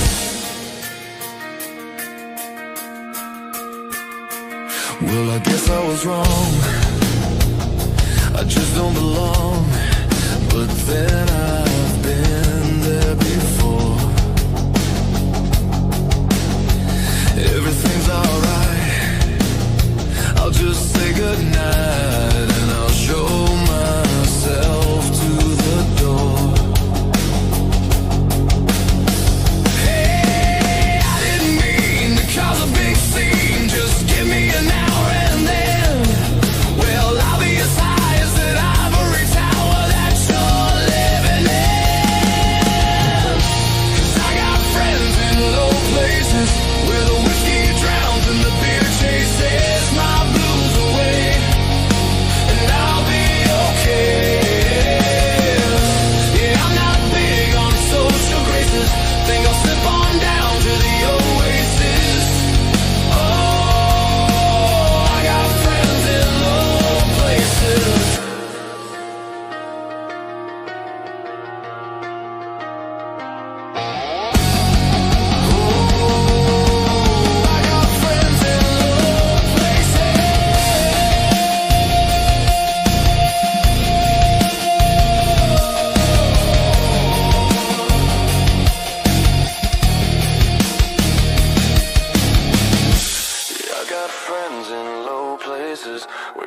whiskey drowns and the beer chases my blues away.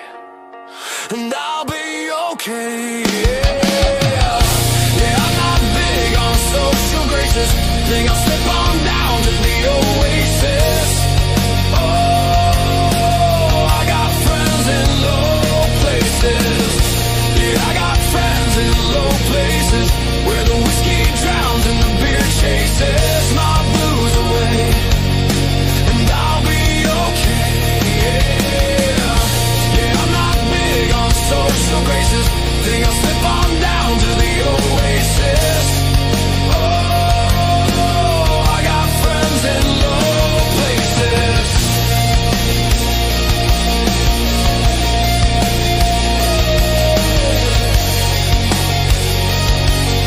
Yeah, I've got friends in low places.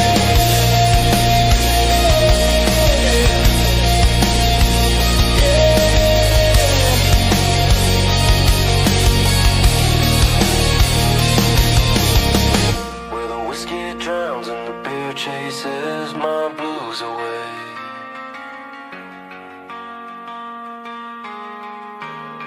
And I'll be okay.